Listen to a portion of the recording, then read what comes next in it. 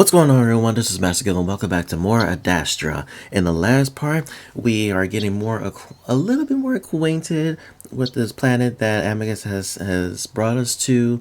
We discovered his room, and more acquainted with his room, and now we're starting a new day and beginning the life of being his pet.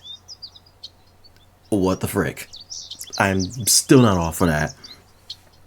And more shenanigans happened. We were introduced to his brother Cassius, who was also in the second part, I believe. It was revealed that they were competing to become the emperor, and we get a first look at what he looks like. And then we get introduced to another character named Cato. Don't know his role into the story yet, but for now, we're supposed to be meeting him to discuss the terms of us being, Marco being Amicus's pet and the duties and responsibilities of being Amicus's pet. And so we're going to continue where we left off in the last part, where we're going to meet them for breakfast, dinner, I don't know. Time's weird.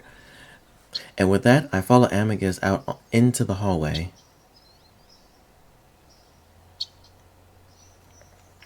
So, who's Cato? The wolf you saw with my brother. He was my father's advisor, and currently the acting emperor. I mentioned earlier that he'll be choosing between me and my brother.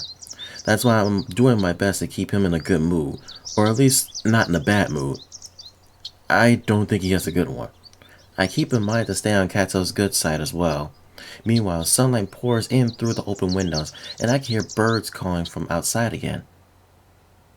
Huh. Birds. What was that? I can hear birds. I'm just surprised they sound the same as they do on Earth.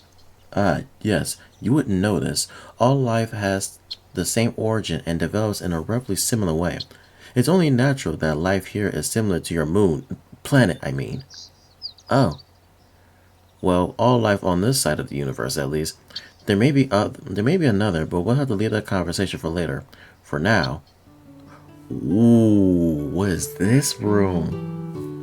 I follow Amicus around a corner and find myself standing in a large, spacious room. This looks like a lobby, but with beds? Why does this look like a place that you would go and get a massage? The first things I notice are the large screens on each wall of the room, displaying colorful images in stars, galaxies, and spaceships. In the middle of the room are what look like beds surrounding a table. In those beds are the two wolves I saw earlier. Cato, I think that's how you pronounce his name. Cato? I'm gonna call him Cato. I think that's how you pronounce his name. Cato is sitting and leaning over toward Cassius, who is draped luxuriously over one of the beds. Cato is talking with Cassius while the other wolf has on his typical sour expression. Sitting on the floor in front of Cassius' bed is a creature that I've never seen before. Cat. That's a cat. It's definitely not a wolf, more feline-like. Cassius has his paw on his head, idly scratching while he listens to whatever Cato is saying. He ceases and abruptly stops, sitting up. Cato stops talking and looks over at us. You're late! And good morning to you, Cass. And to you, Cato. Alexios.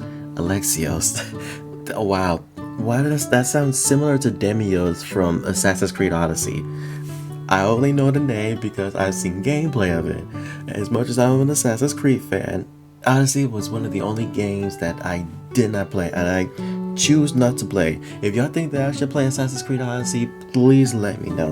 That's the reason I didn't play it is kind of whack, but there was no hidden blade in that game. There was none. Unless I felt like it had. At first, I felt like it had nothing to do with Assassin's Creed. I still feel like it has nothing to do with Assassin's Creed, so I didn't even bother. And then again, you could say I can call him this is me, the T, calling the kettle black because I play Valhalla. But still, Amicus turns to Cato and a small cat creature, bowing to both of them. Good morning. Good morning, Amicus. The cat, Alexios, nods at Amicus with a smile. At the same time, I see Cassius tug on the gold collar around his neck. It is very much, but Alexios immediately drops the smile from his face, looking down. How many times do I have to tell you not to acknowledge him, Amicus? Amicus seems to ignore Cassius, walking to the empty bed while pulling me along with him. He whispers in my ear. Sit in front like Alex is doing. I look over at the cat and see his ears perk up in our direction, though he continues to avoid looking at us. He's in a kneeling position, so I do the same, starting to feel a little uneasy about this whole setup. Amicus, meanwhile, stretches out on the bed, an elbow in the cushions as he props himself up. "Calm, send in breakfast." "Yes, Cato."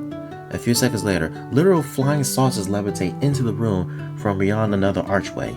I get a moment to see some sort of black device on the other side of the plate before they gently come to rest on the table. I blink, but don't say anything, deciding to just take everything in without question. I decide instead to focus on the food. I can at least identify a few of the portions, one of them being what looked like bread. Then there's a plate of an odd white crumbly substance, and next to that is a bowl of what I'm pretty sure are olives. There's a glass bottle filled with some type of red liquid, probably wine. Finally, in the middle, next to some towel-like napkins, is roasted poultry, golden color and steaming. It actually smells really, really good, and considering that I haven't eaten any real food in over a day, I feel my mouth water. Still, I have enough common sense to know that I probably can't just dig in, so I keep an eye on the cat, waiting to see what he does next. He grabs 4 plates from the tall stack and sets them down in front of himself. Then he starts to grab some slices of bread, which he sets down on one of the plates. I look back at Amicus and he nods.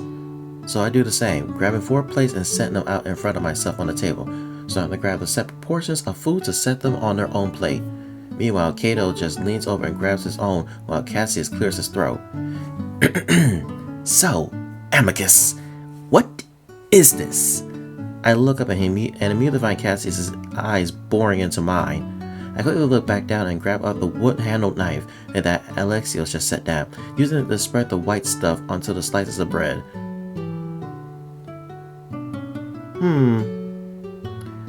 Could be ranch, could be sour cream, could be blue cheese, it could be anything.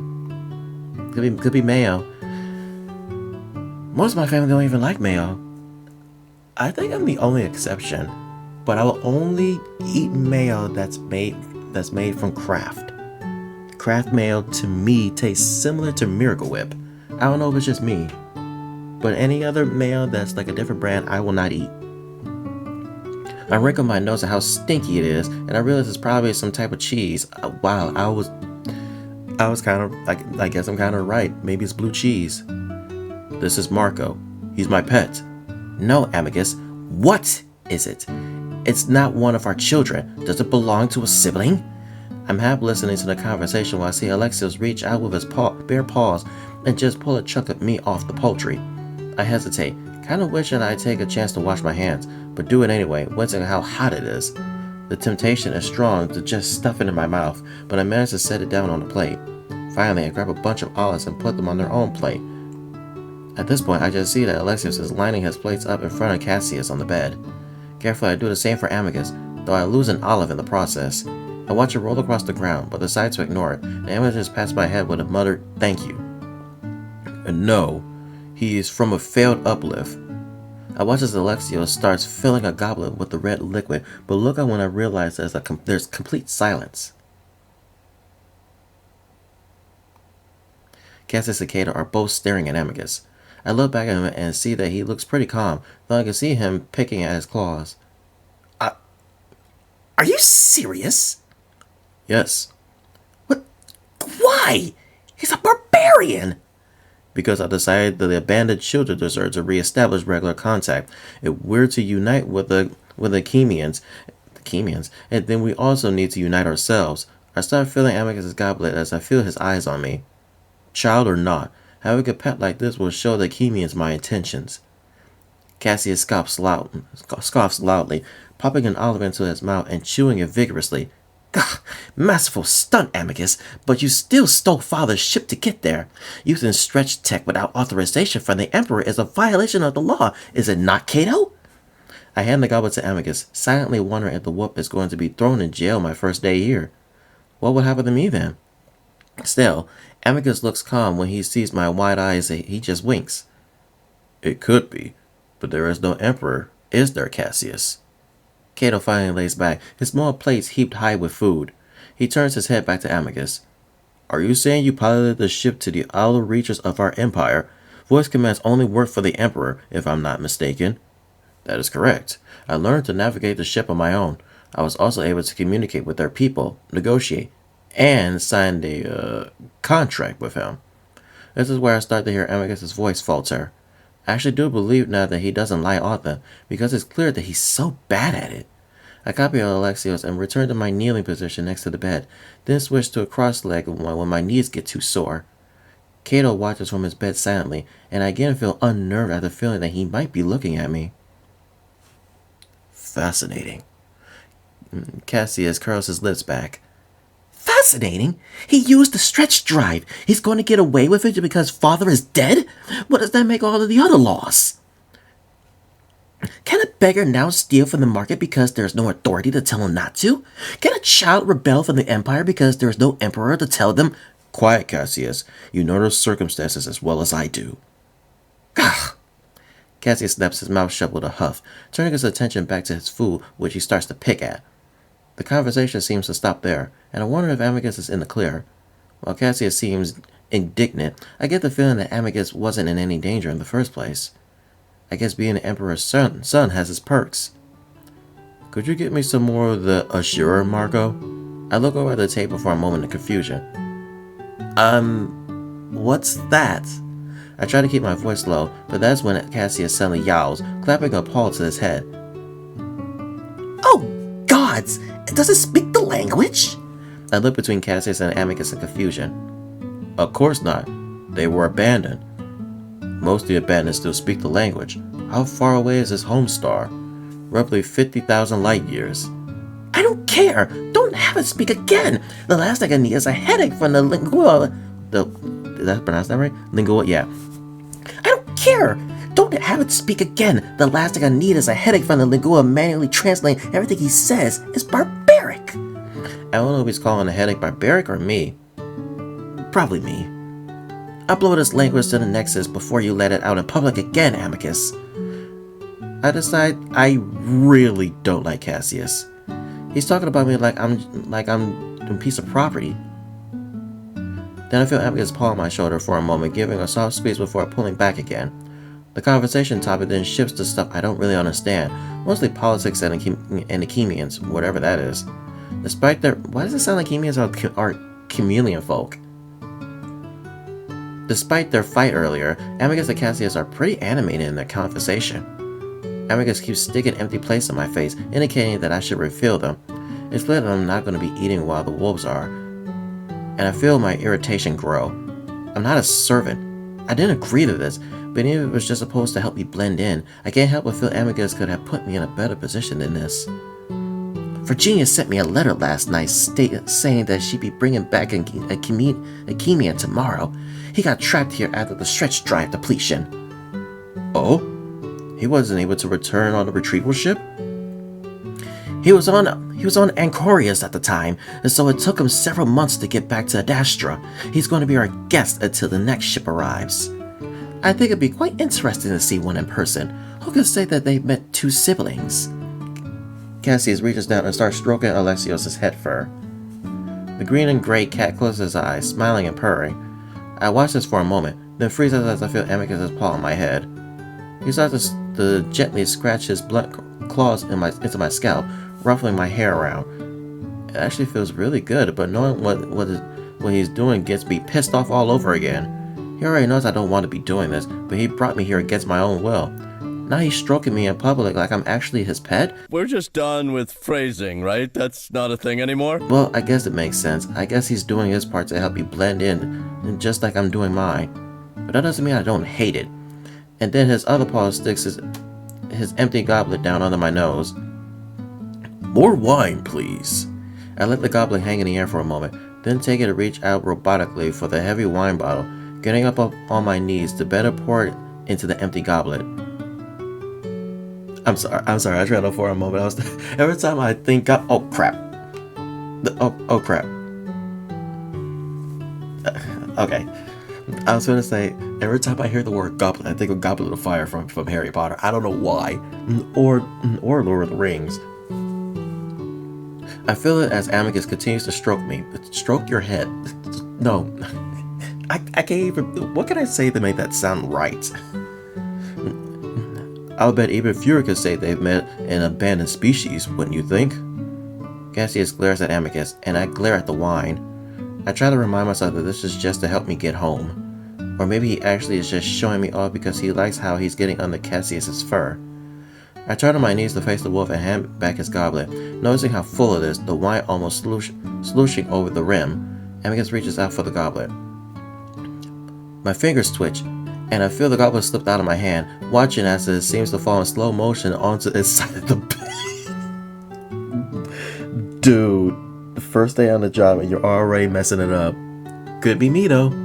The wine shoots out in a red gush, splashing across Amicus's lighter fur front.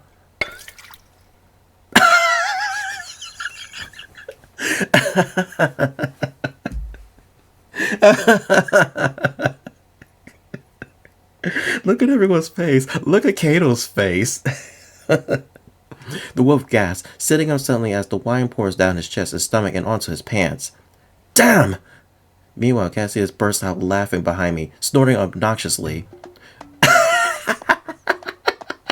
Maybe there's a reason so few have ventured out to meet them, Amicus.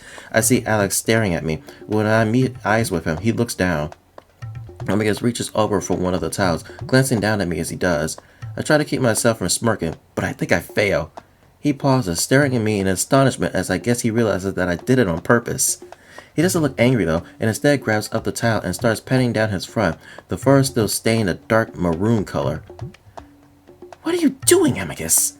Cassius has finished his laughing, and I look over to see him staring at us. What do you mean, what am I doing? I'm cleaning up the mess.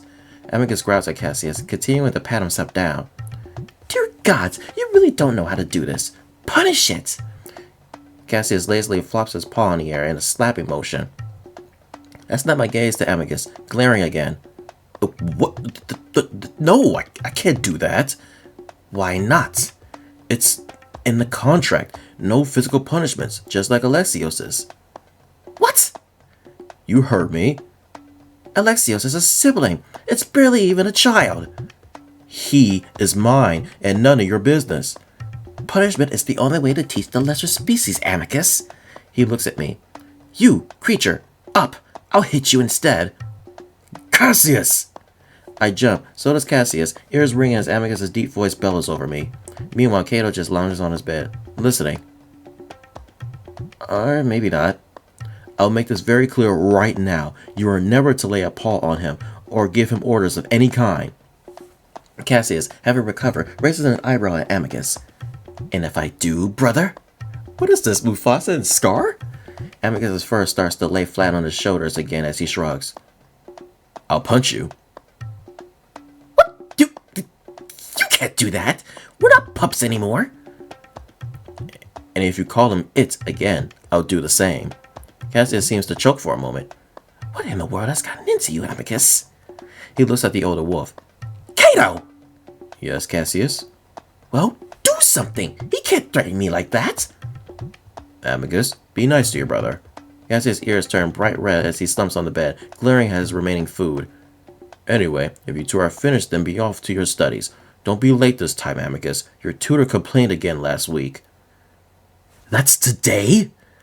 You know, you should take care to start paying more attention. After seeing what you accomplished, I'm starting to lean toward trials and making my decision. The room suddenly got very quiet. And Cassius, I need to speak with you for a moment before you leave. Amicus gets to his feet and I do the same. The wolf glances at Cassius and Cato, but they're deep in conversation. He turns back to me. I forgot it's my study day, so I'll be gone for a little while. I'm going to ask Alexios to show you around and give you something to do while I'm away. I feel myself grow tense at the idea of being without the only person I know around here. Seriously? Listen, you don't have to do anything. I'll make that clear to everyone, but I feel you might rather have something to do rather than sit in my room all day. He seems to think it's the chores that I'm upset about rather than him leaving me alone. All right. Amicus frowns at me, and I can't help but feel a little bad. He does seem to be trying to make things as easy as possible for me. And... sorry. I gesture at his still stained front. Don't worry. Yes, wine isn't easy to get out of the fur, but I know why you did it, and I deserved it. Is it? He's speaking his language again? Shut up, Cassius. What? Alexios. Amicus gestures at the small cat who is currently stacking the dirty dishes on top of each other. Could you please show Marco around the palace along with the tasks and activities you do? He's unfamiliar with nearly everything. I would be happy to, Amicus. So you could order my pet around. And Cato, standing over by the doorway and clearly eager to leave, sighs. Enough. Try to be reasonable, Cassius. Now both of you, be off to your studies. And a quick shower for you, Amicus. Amicus grumbles and starts to turn away, then turns back to me, resting a paw on my shoulder. I'll be back towards the evening. The big wolf pauses, as if wanted to say more, but he leaves me with a simple, I'll see you then. And with that, he gives a little wave and another wink before following Cassius and Cato through the archway. Just as Amicus leaves, Cassius pauses and gives me a sour look. Then again, most of his expressions are pretty sour, but it still makes me uncomfortable. Then I'm left alone with the cat. I feel an odd sense of loneliness at seeing Amicus just leave like that. It's like my mother just dropped me off at preschool or something. He's the only one that's been treating me like an actual person. Mostly, at least. I hear the small sounds of someone clearing their throat behind me. Hello! The small cat smiles at me pleasantly, his paws clasped neatly in front of himself. I say he's small, but he's really about the same height as me. It's just odd seeing another alien that's my size when I've always had to look up at the wolves. Hi. I see Alexios' left eye twitch as he raises a paw to his head. Oh dear, this is going to be quite an interesting day. Is something wrong? More twitching. Just my lingua. It'll take a while to learn your language, but it gets better the more you speak. So if you don't mind, I'd like to know more about you. I'm very curious. Amicus told me to act dumb, so I try to figure out how I might do that. I fix a distant look on my face. Far away. Alexios blinks, then giggles. Oh! We both stand there awkwardly for a moment before he gestures at the table. Well, why don't we have a seat? We eat their leftovers when they're finished. Ugh, gross. Is this like being the Omega in the pack? Oh man. I think I remember reading something like that. I think it was called Frostpaw. I think it was. I think there was like 6 or 8 books. I read them all. And I think the character was Foulin or something like that. He had a little twisted paw, like a curse mark on him. It said that he was doomed for failure. Or to have a very bad life, but that's not what ended up happening. This is what I feel like is happening right now. The cat moves over to... Ooh, voice crack. The cat moves over to sit on Cato's bed, reaching out for his own small plate. I remind her how hungry I am, so I quickly do the same, choosing to sit on Cassius' bed since Amicus is covered in wine. Will this food agree with your stomach? I think so. It actually looks like some kind of stuff I eat back home. I mean, it's basically olives, bread, and meat. I point to each of the dishes. Alexios puts a paw back up to his head. Oh my, so many words, and in full sentences too. I freeze. Oh, I mean, I don't really know what this food is. I'm just guessing. No, I mean, it's your words. So many of them and in complete, complex sentences. Oh, crud, I'm so bad at this. I guess the wolves uplifted technology a lot more back then. Oh, maybe. I wonder if I ruined our plan already, but Alexios doesn't seem alarmed, just curious, so I turned my attention back to the food. There isn't much left on the table. The meat was mostly cleaned off by the bones by Cato. Next to it are 4 slices of bread and a bowl of olives. Alexios starts on the poultry, working at it with his claws until it comes apart in 2 pieces with a loud tearing sound. Oh goodness, the savage! He hands me 1/2. You should be able to find a little meat on there. I take it from him, trying not to show my disappointment.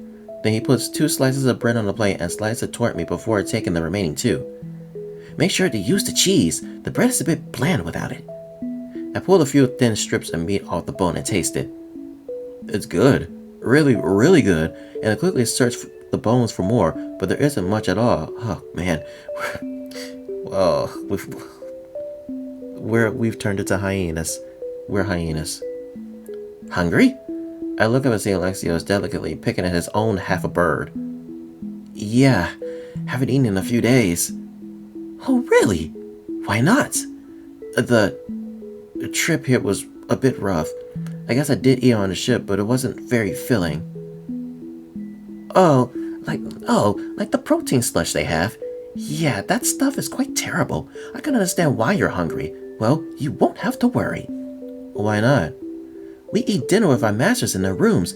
Amicus always serves himself a very large portion and also sneaks me my own food, since Cassius doesn't take much himself. Alexios slowly spreads the cheese onto his bread. He will take good care of you in that respect. With the mention of Amicus, I start to feel a bit lonely again. Okay, so this part I could kind of understand, like, the withdrawal, where, like, he's kind of turned into a little bit of a safety net at this point, because this is a foreign planet and we know jack squat about anything on here, and the fact that we're separated from the person that knows everything that's going on, and we're kind of relying on them to kind of get us the deets on this place. I can understand it, but at the same time, do keep in mind that they took you from your home. So while I can understand that without that main person around that you feel that you could quote unquote trust in terms of getting enough knowledge to get home, you gotta have in this situation, I feel like you need to have a much more open mind than that. Broaden your horizons. I mean, I could continue to understand that it might get a little bit lonely, but you shouldn't have to worry or focus on that. If I'm making any sense, I don't think I'm making any sense. Like, I actually don't know. I actually don't know what I'm saying. I guess like you shouldn't be too focused on that, because again, you're just doing all this just to get home. That should be the number one goal that you need to truly focus on in the end. Make sure that that's your top priority. Keep your priorities in check. Yes, I'm getting very invested in this. It's just, I don't know. Actually, something I've noticed is that the whole palace seems to be lonely. So, where is everyone? Alexios chews thoughtfully on his bread. I try to think of a way to phrase things stupidly, then give up as I decide he already knows I'm able to form complex sentences. This palace doesn't seem to have many people around. Oh, well, do you expect others to be here? Well, I guess like servants or guards or some other officials? Most needs in the palace are covered by artificial intelligence and drones. Same goes for the palace defense. I suppose it may be different from where you're from, but the siblings learned a long time ago that the fewer sapiens you have in a location that needs to be secure, the better. You and I are an exception. The bread tastes like literal chalk, so I decide to spread a little bit of the cheese on despite the smell. It's blue cheese, isn't it? To my surprise, it's salty and creamy and not bad at all. Mid! The smell is hard to ignore though. So what is the point of having a pet then? Amicus didn't tell you? Well, he did. He just mentioned status and stuff. Is there any other reason? Why do we have to do stuff for them if they have robots that can do it instead? Status is the main reason, yes. Our other duty is to be by their side during public appearances or in official meetings. Obviously, having an artificial sapient does the same thing isn't impressive at all. We don't really have to do anything manual in the palace, but Cassius likes the idea of a sapient being his servant. He says it reminds him of the old days. I see. Amicus told me that I don't really have to do anything for him, except brush his fur. Ah, yes. Amicus is very meticulous about that. Do you know him well? Fairly well. I've been here for a few months now, so I have my fair share of interactions with him, even though Cassius doesn't like it. I see. What do you think of him? I think that you're very lucky to have a master like Amicus. Why is that? Well, Amicus is very kind. Sometimes he tries to be all official and assertive, like he likes to tease me, but comes off as more open, whether he intends to or not. This is all compared to Cassius, of course. I think for a moment.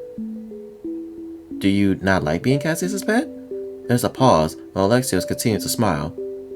Cassius is very specific about how he wants to be talked to and such, but this is a great quality for a prospective emperor to have, of course. But in casual conversation, it's much easier to talk to someone like Amicus. I take a sip of the wine, and as far as I can tell, it's similar to the few times that I've had on Earth. He has been really nice to me. At least after the whole kidnapping thing. He's a very kind person. He just tends to not think everything through. That's an understatement. Alexios' eyes flick to look behind me before he focuses back on my face. I understand that normally we shouldn't speak so candidly about our masters. This is just a conversation between pets. Oh, yeah, I understand. There's a moment of silence that goes on just long enough to be uncomfortable. Yes, I thought you would. Yes, I thought you would. I have to say that you're extremely perceptive, almost on the same level as a sibling. I wince internally as Alexios points out my intelligence again. Only took me 10 minutes to fail on my one and only job. Bruh, as I said, could be me. Alexios smiles at me again. Ah, was I not supposed to know that? Apparently he's perceptive as well. Don't worry, like I said, this is just between pets. Alexios leans in conspiratorially. I don't just blab everything I know to my master. I'm simply his servant, not spy. He leans back again. Though he might wish I was, but honestly, it's really nice to be able to talk to someone other than my superiors. Amicus was the only one to treat me as an equal, but Cassius usually keeps our contact minimal. I put the last bit of bread into my mouth, and as soon as I do, Alexios sits up. Come, we're finished. Yes, Alexios. I watch with fascination as the dishes levitate off the table and float away through the archway they originally came through. Do you want to go outside?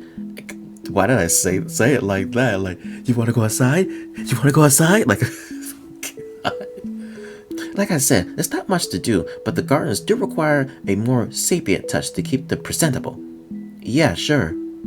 I brush crumbs off my jeans and stand up. We're still wearing like our normal clothes that we came with, okay. I'm still hungry, but at the moment that I've eaten has taken the edge off of it at least. I followed Alexios quietly through the halls, really enjoying the architecture of the palace for the first time. We enter the main hall and Alexios stands in the sunlight pouring in through the archways. Ah, aren't the mornings beautiful here? This is the best time to do work in the gardens. I say we have a good 3 hours before it gets too hot. We start walking out into the gardens when I'm suddenly struck by something odd. So, you just said we have 3 hours? Yes. Well, how long is an hour here? Ooh, look at this place here. Now, look at that all. This does remind me of Assassin's Creed Origins. I remember going through missions and just seeing all of this. This does look like a nice place to like take a stroll through. It does look relaxing. The same. Oh, we use the same minutes and hours and stuff. That didn't seem possible. Alexios thinks, rubbing the spot above his left eyebrow. Well, the lingua is a complicated device. It's parental tech, so it's something that we don't really understand at all. But we do know that it translates languages in a way that offers the best understanding possible for the host. Huh? Wait, did I have a stroke? What? That's not what we asked. Alexios crouches by a pillar, examining the ivy growing around its surface. I used the measurement of time specific to the wolves and their language, and Lingua Supply translated into a measurement you better understand. The small cat chuckles. It's something I've given up on understanding myself. It's not perfect, and can create really confusing situations, especially when it comes to certain words and numbers. Oh. I see Alexios single out a small white flower growing at the base of the pillar before he plucks it out and sets it to the side. I start to wonder if I should maybe learn the language. The lingua is impressive and all, but doesn't seem like it's very specific. Alexios grins. Don't think too much about it. Just try to remember that it doesn't mean everything actually is the same. There are 19 hours in a day on Adastra, where I imagine is at least somewhat different compared to your own planet. Anyway, what I'm doing right now is pulling up some weeds. The drones do a good job of watering and pest control, but they often miss smaller weeds like these. I crouch at the pillar next to Alexios, searching through the ivy for weeds to pull out at the base. So, There are 19 hours in a day here? Yes! That's a bit shorter than back home. Oh, I get that. There are 30 hours in a day where I'm from. You get used to it after a few weeks, though. I prefer it, actually. I don't. That's too short. Oh, no. I mean, time is already moving fast here. No. I turn my attention back to the pillar and suddenly find myself staring right at a strange crab-like thing sticking to the stone. At first I wonder if it's just carving of some kind, since it's so big. But as I look closer, it moves and I realize that it's a massive living spider. The next thing I know, I'm rolling away from the pillar, action movie style, before popping back on my feet. Oh my god! What is it? A spider thing! I'm standing a good 10 feet away from the pillar now, but I can still see a massive spider, its thick legs fanned out from the width of the clock. I shiver. Ugh! Oh, I see. I stare at him. How is that funny? I'm sorry. They are very startling when you first encounter them. Alexa walks up to the spider and starts making shooing motions at it. Even from here I can see its black beady eyes. It doesn't move at all, choosing to sit motionlessly on the pillar. Pedestrian arachnids and insects are disturbingly large compared to the ones on my home moon. I look around, suddenly feel like I'm in danger, imagining giant wasps descending from the skies. Alexios starts to look more frustrated as the spider refuses to be intimidated by his limp wrist swipes. Nothing in the gardens is dangerous though, and they're needed to balance the ecosystem. This creature's venom is far too mild to cause much more than an itchy bump if it bites at all. Alexios gives another weak swipe at the spider, and it takes the opportunity to bolt up its arm so fast that it becomes a blur before stopping on its face. For a moment, we both stand there in shock as it clings to him like a face hugger.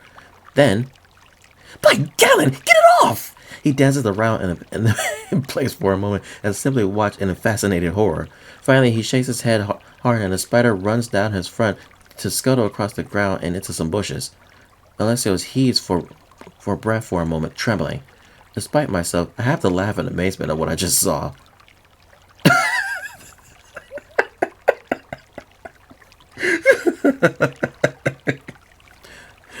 Why are you laughing?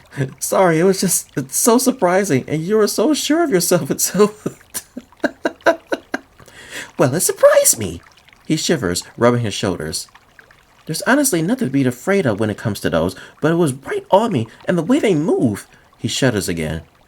And you just stood there and watched. I mean, what could I have done? If that had happened to me, I would have jumped in the pond. Alexios sighs, and I see his fur starting to flatten down again. Then he also chuckles. Well, I was about to. Anyway, let's get back to work. If you see another spider, just work around it. For the next hour, we move from pillar to pillar, cleaning up the unwanted weeds. I'm way more vigilant now, checking every pillar for spiders before we start. Luckily, we don't come across any more. After a while, we finally sit on a bench under some trees and calm floats out a few platters of tiny pastries that remind me of quiches. I don't think I pronounced that right. Quiches. Those are followed by glasses of cold green vegetable tasting drinks. Kombucha? Maybe? It's delicious.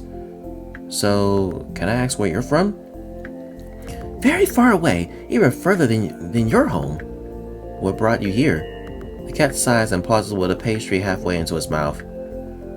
It's a bit complicated, but I was here as a sort of ambassador. I arrived just as the stretch drive depletion occurred. What was that? Alexios shrugs. Well, for whatever reason, the Romanists stopped supplying the wolves with stretch drive power when the Emperor died. They're starbound right now, so they can't shuttle me back to my planet. The situation between the wolves and their parents is worrying, and we don't know how long the wolves will be without the stretch, so my people sent their own ship to retrieve everyone on Adastra, but I, missed it. Missed it? Alexios frowns, looking embarrassed again. Well, I slept in and missed the departure. Wow, really? I mean, it happens to the best of us, no? I guess, but why didn't they wait for you? That's kind of messed up that they just leave. When using stretch tech, time is important. Everything runs on a specific schedule, so if you miss it, you miss it. And they're certainly not going to send another one out for one person. Wow, didn't you have an alarm clock or someone to wake you? Trust me, it was a series of many unfortunate events that led to that happening. The main one being that even though I woke up with enough time to reach the starboard, I got lost in Adastra City's terrible public transportation system. I was running from platform to platform, wolves all around me trying to touch me because they've never seen a cat before, and I could barely read the signs because, well, for my species, water comes from the eyes when we're stressed, so... Oh, so you were crying. You know what that is? Yeah, my species does it too. He looks away. I can see the insides of his ears turn red. Ah, I did not know that. It's a shared trait amongst us and the wolves, but I don't know many others that do, aside from the chameleons. Anyway, I eventually decided to use my situation to continue my work and build a relationship with the Imperial family, so I became Cassius's pet. Alexios' situation doesn't sound all that different from mine, even though the reasons for us getting here were way different. When does the next ship come? He shrugs. Years. At least one a decade, but sometimes more. I'm hoping within the next few years, though. I'm sorry to hear that. It's not the worst life, and the wolves treat me well enough. We do have a special relationship. With Cassius? Between us and the wolves, unlike the other siblings, our parents originated in the same galaxy. Though our views are very different, there's a bond there. Alexios brushes his paws together. Are you done? Yeah. Come, we're finished. And with that, the little platters and glasses float away. I'm starting to get used to all this. But, Marco, was it? Yeah? I'm sorry. I guess we skipped our introductions. You already know me as Alexios, but you can call me Alex. Hello, Alex. Hello, Marco. So now that we're no longer pretending that you're not so sapient anymore, where are you from? Tell me about yourself. That gives me some pause. While he's been really nice to me so far, I know I can't just reveal everything to Alex, so I settle on being vague like he was. Well, I'm from far away, but less far away than you. I'm a primate. I see. Are you important amongst your people? No, I'm just a student. Oh, do you know why Amicus chose you then? I think he just chose me at random. I just happened to be where the uplift occurred. Alexios blinks, then laughs. That's just like Amicus. Yeah, it is, actually. But I guess it makes sense to choose a commoner if he wants to unite the abandoned children again. Oh, yeah? I decided that shifting the conversation away from me is a good tactic for now. Yeah, did he explain that to you? Maybe a little. He didn't tell me all that much. Don't take it personally. Amicus doesn't often think ahead. Right now, the wolves are in a bit of a strange situation. Again, this is between you and me, but they fall behind the other siblings in terms of spread and resources. The main reason being that they don't uplift their children to similar intelligence levels as themselves. Intelligence levels? I thought they just spread their culture. He frowns at me. You don't know? I guess you were abandoned, but you should know that your intelligence, every child's intelligence, was uplifted by a sibling. Oh. No, I guess we've lost that bit of information. Well, that's not the end of the problems. These children are indentured servants in a way. In exchange for having their intelligence mostly uplifted, they have to serve the Empire until the debt is repaid. That doesn't sound good. Oh? And how long has that been going on? Well, let's just say that the first successfully uplifted wolf children haven't quite finished repaying their debt. That sounds like slavery. He glances at me. It does, doesn't it? That's confusing to me. But if they have all these robots and stuff, why do they need sapiens to be their slaves? Advanced artificial sapiens are gifted by the parents. We can't build them. We're a bit spoiled here in the palace, but outside, not so much. And even then, artificial sapiens isn't perfect like they likely never will be. Actual thinking machines don't exist. This is why smart AI. This is why uplifting children to the same intelligence level as a sibling is important. Good ideas could come from anywhere. I guess your people don't do what the wolves do? No, we uplift our children as much as we can. These practice is isolated to the wolves. They seem by the other siblings as harsh on their own children and the rights of sapiens in general. I see. I'm starting to see the wolves and even Amicus in a whole new light. As if reading my mind, Alex goes on. But things are changing. Amicus choosing you as his pet shows that he sees you as close to an equal. But then there is Cassius. Alex's tail switches around on the bench between us. He'd rather things stay the same, or even regress. That's why he's made a strong challenge against Amicus. There are many wolves who are unsure of the change Amicus suggests, and the proposed alliance between the wolves and the Chemians are only adding to it.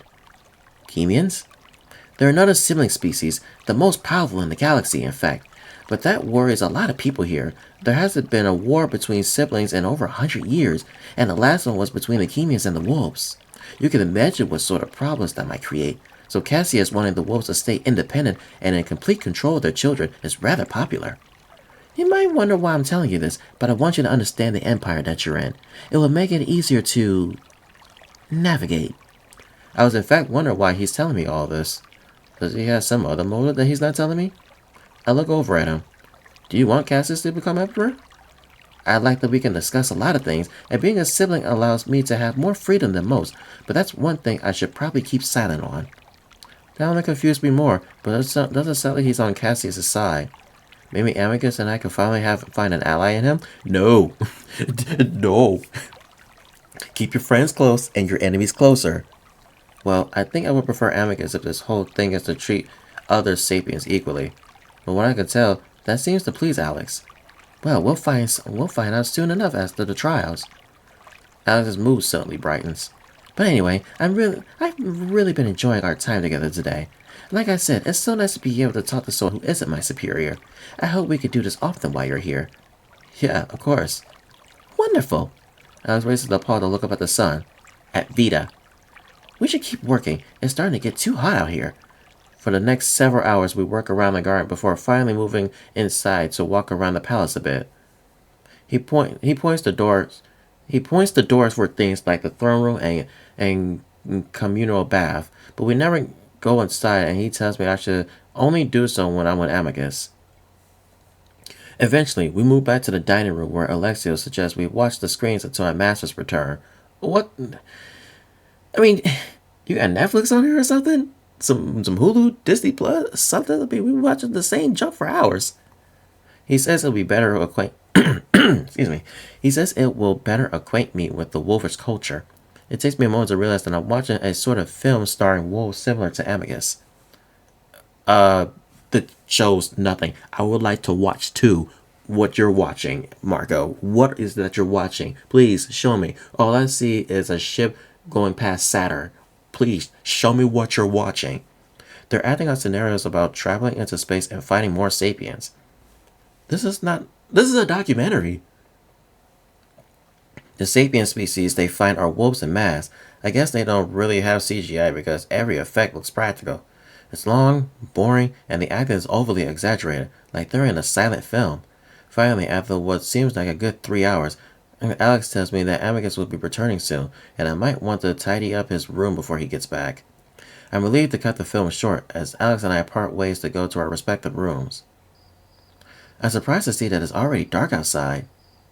Even with a shorter day, I guess mindlessly watching wolves overacting to other wolves in mass took up more time than I thought. On my way through the marble halls, I pause every now and then to look at the large murals on the walls, depicting everything from the wolves swimming to wolves swinging swords at other canines. In the Great Hall is the largest mural, and it depicts 5 wolves. The features are flat and lack any sort of perspective, making the muzzles look a bit askew. 2 larger wolves loom over the other 3. One is white with a feminine shape, while the larger of the 2 is black and holding his paw to his chest. Around his chest is a wraith. One of the smaller 3 wolves, one is also clearly feminine while another is white. I wonder if this might be Cassius and Virginia, which would leave the remaining wolf in the middle to be Amicus. He's skinnier, and I wonder if this might be him as a child or teenager. A glowing wraith floats above his head. I jump as someone clears their throat very loudly next to me. I turn around and find myself staring at Cato, the advisor. He looks me up and down for a moment. At least, I think he does. More silence. I open my mouth to respond, then remember what Amicus told me. I let my eyes unfocus and my mouth droop open a bit. Cato's eyes twitch at the sound I make, then clears his throat again. Hello, Marco, was it? How are you enjoying your first day in the palace? I wonder if I should keep droning, or if I should at least answer the question. I am technically a Sapien, so I suppose it's okay if I sort of understand. Good. The left side of Cato's scarred face twitches as he waits for more, but I don't give him anything. Good, good. I trust that Alexios showed you around the palace. It's a bit of a stifling life behind these walls, but hopefully with time we will be able to take you out to the city. I cross my eyes a little. Oh, I like it. Yes, so where are you from again, exactly? There's something behind this wolf's words, something there that's a little more than innocent curiosity. Big rock planet by star. Cato waits, and again I don't say anything more. Do you have a name for the planet? Yeah, Big Rock Planet. Cato massages the left side of his forehead, looking a bit annoyed. Big Rock Planet? With water. Cato stares. So, Big Rock Planet with water. I nod dumbly. Cato sighs loudly and stalks off, not even bothering to end the conversation. Wonderful. Now I have a headache. And with that, he disappears around the corner. I decided I did an okay job, as Cato seems to think that I'm a massive idiot. I make my way to Amicus's room, glad to not run into anyone else. There isn't much to do. Amicus's room is spotless, so after meandering around and smoothing the bed covers over, I choose to sit down on the sofa and wait. Despite the fact that I've only been up for what's probably been 10 hours, I'm exhausted. Maybe I won't have any trouble adjusting to the shorter days. As I start to doze, there's a sudden clattering sound toward the door. I jump and see Amicus come in, wheeling in a tray with several plates on top of it, heaped high with food. He grins at me, and I get a feeling of relief seeing him. Hello. Hello. Sorry, I suppose Alex didn't tell you that they set these outside the door on the 15th hour. He treat you well? Yeah, he was nice.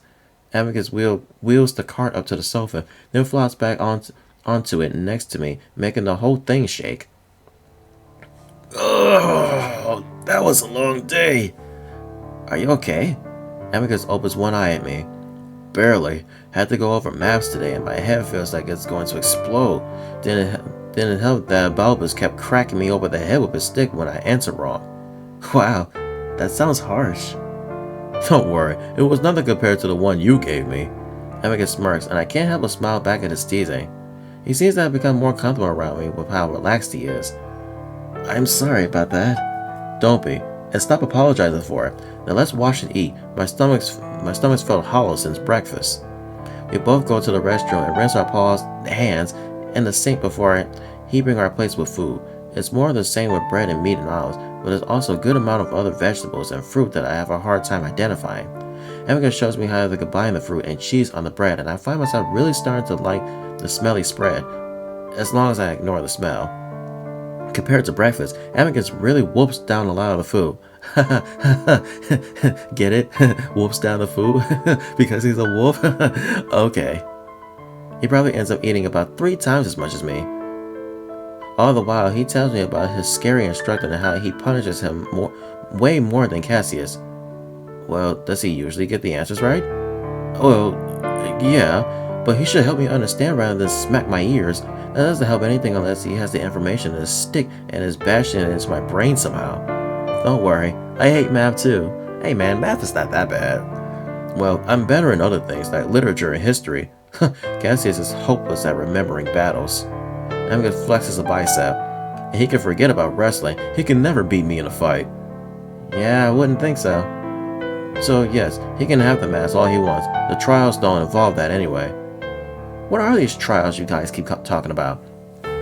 He takes a big gulp of wine, gasping when he finally pulls the goblet away from his face. What Cato is considering using to decide the next emperor, essentially 3 trials: music and dance, rhetoric, and finally, combat. And whoever wins those become emperor? Well, whoever wins 2 out of 3. Combat is last, so that is one of us wins the first 2. It won't come to that. I'm really just hoping that Cato chooses me in the next few days now that he's seen you. But if the trials do happen, you have nothing to worry about. Amicus grins at me confidently. I don't? I'm better than Cassius in at least two of those things, perhaps even music and dance. You know, I believe you, but one thing I know about you is how, overly confident you are when it comes to certain things. Why do you say that? Our entire experience on the ship, maybe? That's different. I was doing something I didn't really understand. I understand my studies, aside from math. Amicus leans back finally, one paw on the stomach. Anyway, how was your day? Did Alex show you around? Amicus starts to grab the remaining food to set aside on his own plate. Yeah, I realized that there isn't much to do. Ah, yeah, it was a bit of a bad day. I have tomorrow off from studies, though, so we can do something entertaining. Like what? Oh, I don't know. Go swimming, go to the baths, talk, you name it. Maybe eventually we can go to the city, too. The city outside? Well, everything's outside. I mean, the one that I can see across the lake. Yes, that one. Adastra City, the capital of our empire. Oh, isn't it kind of small for that? I mean, it looks really nice, but it kind of just looks like an average-sized city. He frowns. I think it's quite large. How big are cities on Earth? I shrug. I don't know, pretty big? Millions of people. Amicus raises an eyebrow. Millions? Yeah. I wonder if the Lagua is translating everything correctly. Why? How big is Adastra? The city? Just over 5 million. The wolf population is 80 million. Oh. How many humans are there? Like 7 billion? He chokes. What? Is that a lot? That's preposterous. Do you not have population control measures put in place? Well, not in most places. Amicus shakes his head. Well, you are parentless, so I guess it makes sense your species might be so... misguided? Amicus seems to try very hard to choose the last word, even though he's still being very condescending. He seems to notice my annoyance, though. Well, is your species doing well? Is your planet able to sustain such a population? Sort of. I guess there are problems. Amicus strokes his chin. I suppose when I become emperor, I could ask the parent about your species. The whole thing is a real mystery, but it's clear that we must have overlooked your people somehow. He smiles at me. Maybe we could even bring you into our fold again. Whoa, hang on a second. Images of Roman spaceships descending from the heavens to enslave the human race, all because of me, flashed through my mind. You know, Alex told me about what you do to the other sapiens. It doesn't sound like something humans would want to be a part of. What did he tell you? The whole enslavement thing. Enslavement? What do you do to your children? Well, that's a harsh word for it. No, it's the right word. Humans have done the whole indentured servant thing back on Earth, and it never turned out well for the servant. Amicus' ears go down a bit. And as misguided as humans might be, we've at least abolished slavery. I notice Amicus' ears turning red. Maybe he never expected to be lectured on ethics by a human. Well, I do mean to change things a bit when I become emperor. A bit? I mean, things can't just be changed all at once. It has to be gradual. Amicus flips his tail in annoyance at me. Listen, I agree with you. We've been trying to change the way we've treated our children for generations. My grandfather and father both worked toward this. Well, while that's messed up and definitely wrong, I think the intelligence thing might be even worse. What intelligence thing? The grimace on Amicus's face tells me that he might already know the answer. The way you stunted intelligence and the children you uplifted. Amicus is silent for a moment. I can tell that all this is making him very uncomfortable. I have to ask myself again how I got to this point, sitting on the sofa debating ethics with a prospective emperor wolf. He finally folds his arm and huffs. Again, I agree with you on all this. I don't like the way we've treated our children. In the end, I truly feel that becoming a more compassionate and united empire will lead to a better outcome for everyone. It's going to take small steps, but understand that it's something I mean to fix. And stop saying you like I did it. I was born into this. I kind of realize how much of an open book Amicus is as a person, so I don't doubt his words. Well, as long as Cassius doesn't become emperor. He snorts. Not a chance. Well, if he does, it sounds like he's going to reverse all that. and I'm saying there's no chance of it. Wait, like, how much Alex been telling you? It was a short conversation. I asked him about the Empire. I didn't, but I don't want to get Alex in trouble in case he wasn't just supposed to tell me. Cassius seems like a terrible person, by the way, and I'm not just talking about his personality. He wants to keep people enslaved. It's complicated. He's just very traditional, but again, there's no chance. I sigh the wolf's overconfidence, but he does know his brother far better than I do. Well, I'm at least glad that I'm behind the right wolf and getting myself home. The right wolf? Yeah, I can't imagine being under your brother. Amicus glances at the plate he's been building with food. Speaking of, I'm going to bring this to Alex in the garden. Did you want to accompany me? I run a hand through my hair, feeling the grimness from 2 days of no shower. Actually, can I use the shower while you're gone? I feel kind of gross. Oh, yeah, sure. I'll just step in and it starts up. There's a screen on the wall that controls temperature. There's a color spectrum that you can drag a finger across. I'll figure it out. Right, well, I should be back by the time you're finished. And with that, Amicus balances his plate of food in his paws as he strides out of the room, leaving me to go to the bathroom. I quickly use the toilet again, suddenly glad that I don't have to use a public toilet like the ones I've seen drawings in my Roman history books. The shower is easy enough to understand, and the water is immediately warm and pleasant, but I don't have to bother with the temperature. There are several glass bottles of soap, so I choose the one that smells the best and give myself a quick wash. When I'm done, I grab a towel off the wall and dry off before wrapping it around my waist. I think I'm putting my clothes back on, but the idea of stepping back into that underwear has me hesitating. Instead, I open the door and I'm greeted with the sight of Amicus sitting excuse me. I open the door and am greeted to the sight of Amicus sitting on the edge of the bed, looking off to the side, a paw in his lap holding a brush. His head snaps in my direction before he immediately averts his eyes.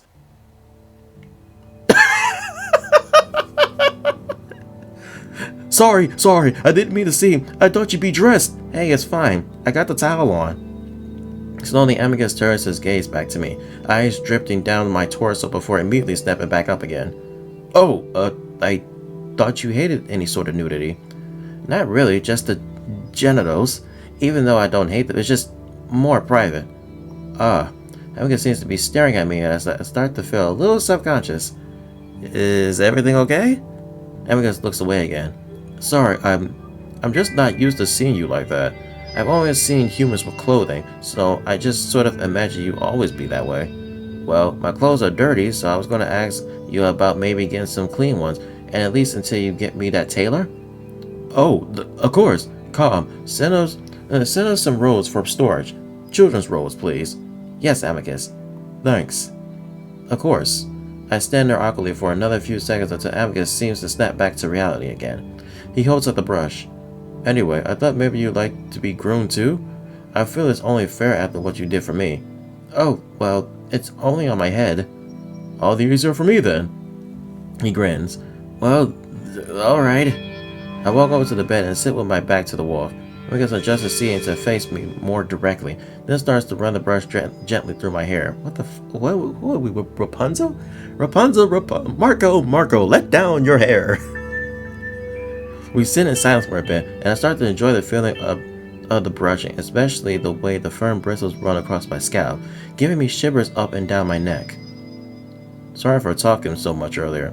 I'm not used to being able to talk to someone. The palace is a bit lonely, so having a friendly conversation with someone other than Calm is a bit of a novelty. He chuckles. That was probably why I was having so much trouble focusing on my studies today. I was so excited to come back home and speak with you. Hearing that makes me feel a little bad for the wolf. I suppose being the prospective emperor doesn't allow you to have many friends, and being in such an empty palace definitely seems lonesome. I guess this is why Alex told me basically the same thing. You're fine. I didn't mean to be so harsh earlier. I know it's not your fault. No, I think we're on the same page on that one. All the more reason to unite against Cassius, eh? Oh! As if he had gotten something, Amicus' other paw comes around my side, and on his palm I see 2 purple grapes. I managed to snatch a few of these off Alexios' earring. He wasn't too happy about them. Want one? Seriously? I take one, more out of being nice to Amicus than anything, but when I bite into it, I can't help but notice how juicy and sweet it was. I can only imagine. I love grapes. Amicus talks to me with a grape in his mouth. I don't know why, but his grape earring always tastes the best. By the way, if you don't mind, I invited Alex to our outing tomorrow. Cassius is going to be away to do some speeches and is leaving Alex behind for once. Of course not. We got along really well, a little bit too well. I still don't trust him. I lean my head back, allowing the wolf to continue the brushing. Your fur, hair, you call it? It's not like a wolf's fur, but it's rather nice. I smile. Thank you, Amicus. If you like, I could do this for you every day. I feel that's fair. I have to admit that I really like this, so I accept. I don't know what to say about that. This seems a little weird, but I mean, the only time I'll let someone near my hair is if they're cutting it. Like if you're brushing it, just I don't know, this feels a little weird. Yeah, sure, it feels really nice. I hear some thumping sounds that I imagine is Amicus' tail wagging against the bed. So washing you, brushing you, and making you smell nice are all my duties? Well, that and accompany me to important meetings and public outings, but all you do during those is stand there and look civilized. Yeah, that's what you keep telling me. This all seems pretty easy. Though, there is one thing you can do for me before I go to bed. What? Well, a full body massage. I look over my shoulder at him. Or we could just stick with the other duties. I laugh and Amicus' ears come back up. He could Hold on, I need to pause for a second on that one.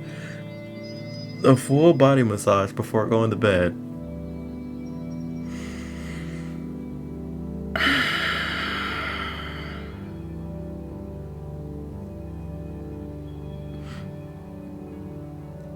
This game had me speechless on that one. I don't even know what to say about that one. Other than just no. He continues to brush for a while longer before finally setting it aside. There, looks much better now. Man, I better be having waves when I'm walking throughout the palace. I gently run a hand over my hair, and I have to agree, it feels softer than it's ever felt before. But anyway, Marco, I'm looking forward to these months ahead with you, even though we started off a bit poorly. I look back at the wolf, at his earnest but attentive smile.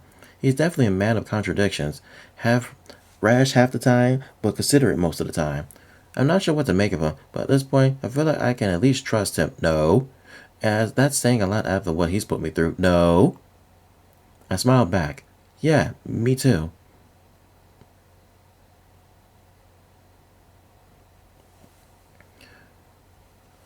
Okay. Alright.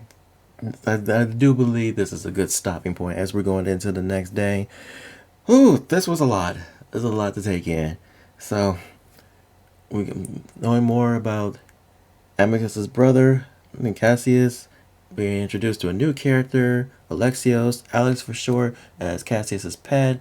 And to see a bit more about Cato being the emperor, being the acting emperor until a new one is selected. And there's a lot. It was a lot to take in. So, you guys let me know what you all think about the story so far in the comments down below.